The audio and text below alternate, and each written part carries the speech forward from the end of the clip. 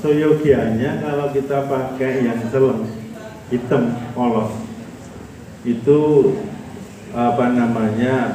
dipakai orang-orang yang sekelas spiritual atau kasepuan ya. Jadi sudah tidak pakai macam-macam. Nah biasanya kalau yang putih itu kalau di dalam itu biasanya ulama, orang yang ulama di dalam atau ulama di luar monggo itu pakai putih boleh. Pane mau pakai ulama orang Jawa pakai ikat putih tidak apa-apa. Yang cenderung sekarang udah pakai kertu itu kan produk di sana. Tapi putih. Jadi ulama keraton itu dulu pakainya putih tapi paling bentuknya bukan belangkon, ikat. Jadi tarik kayak gitu sampai ubel-ubel kayak di Ponegoro ngono kae. Ubel kayak ngono itu untuk abdi dalam ulama, merbot atau kanjeng pengurus. Nah, itulah warna hijau. Tadi saya katakan warna itu boleh polos, boleh tidak. Itu biasanya dipakai oleh pangeran atau sinuwun. Itu boleh di dalam. Itu namanya kembangan. Jadi kembangan berwarna itu kembangan atau sembagi. Sembagian itu berwarna.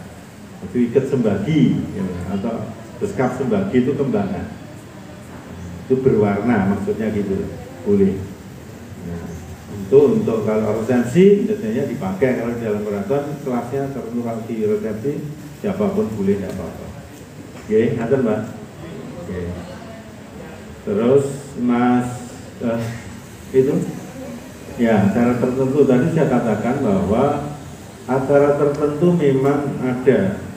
Maka akhirnya ketika PP 4 itu menginstruksikan tentang bagaimana kamu dalam pernikahan, dalam acara-acara adat itu, khususnya pernikahan adalah menjadi raja sehari, maka juga ada simbol-simbol di situ tentang bagaimana saya katakan bahwa ikat ini tidak sekedar ujung kepala, tapi sebuah penyuwunan.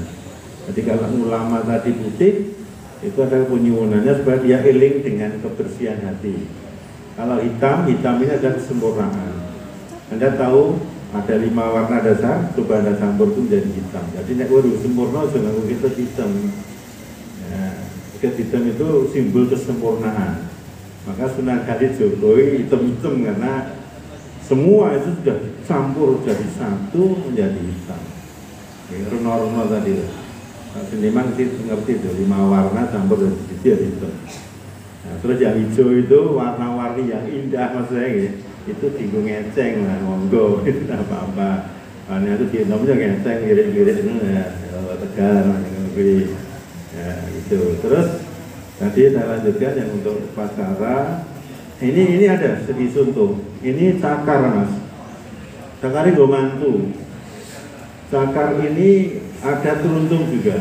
Cakar dan teruntung itu ada wahyu tumurun juga. Ada nanti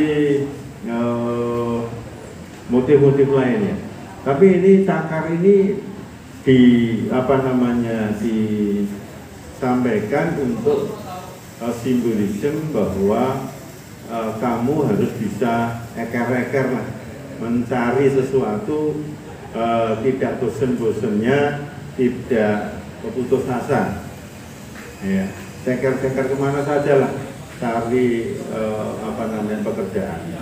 Nah kalau turuntung semuanya seperti yang bunga tanjung itu ya, itu biasanya latarnya hitam mas, altarnya hitam. Kenapa? Ini untuk upacara biasanya, untuk pernikahan. Tapi kalau harian pakai turuntung ya pena, karena itu dikarya oleh PB 4 atau PB yang lain itu untuk simbol penjelasan. Jadi turuntung ini sebelah sinar bintang di angkasa yang kalau di malam hari itu gelap, hanya ada bintang kecil-kecil itu. Itu turuntung kayak gitu tuh. Ini filsafahnya adalah kamu jangan takut ketika ada sebuah peristiwa yang menggelapkan hati panjenengan. Jangan takut bahwa di dalam kegelapan masih ada pelita. Yakini itu, dan pelita ini dia menjadi sebuah penerangan yang luar biasa. Jadi memang pakaian yang untuk upacara adat, sakral dengan pakaian biasa itu biasanya dibedakan. Jarang orang pakai itu. Seperti semen. Semen Romo itu karya PB4 yang dikasihkan kepada PB5. Kenapa semen Romo? Semen itu bentuknya low. Ada seperti ini, ada semen ini ya. Larinya ada ini semen-semenan dulu. Semen ini dinamakan semen Romo. Kenapa? Karena di situ ada simbol-simbol yang mengacu kepada ajaran Wahyu Hastabrata. 8 sifat di situ. Romo itu ketika menyampaikan wahyunya kepada Bendowo itu namanya Wahyu Hastabrata. 8 ajaran. Ini adalah sifat bumi, geni, banyu, surya, condro, kartiko, swasana. Ini adalah sifat yang harus dimiliki oleh seorang pemimpin atau raja pada waktu itu. Jadi bumi itu sifatnya tetap, geni adalah sebuah sifat yang bergerak, tidak berhenti semangat. Geni, banyu itu adalah sebuah sifat jernih. Jadi kamu harus jadi pemimpin harus jernih, nggak boleh tercemari. Nah, ini geni, banyu. Angin ini adalah sebuah simbol kehidupan segar, bahwa kamu harus bisa memberikan angin segar kepada siapapun, tidak menakuti, ya, tidak memberikan kekerasan dan sebagainya, harus segar. Angin sumilir gitu, seger, enak. Jadi jadilah pemimpin yang menyegarkan. Ini geni, banyu, angin. Surya itu adalah matahari. Matahari itu kalau bersinar tidak pilih-pilih, semua disinari. Maka jadi pemimpin itu harus tidak tebang pilih, semua harus disinari. Nah, condro itu adalah bulan. Bulan ini bersinar, ya tidak pilih-pilih, tetapi persinarannya matahari tadi itu tidak pilih-pilih, tapi beliau mempunyai kekuatan yang luar biasa. Hati-hati, kalau ini marah matahari itu bisa membakar. Kalau bulan enggak.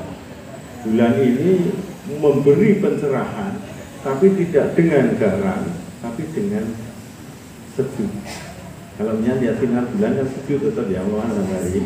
Terus Kartiko itu bintang.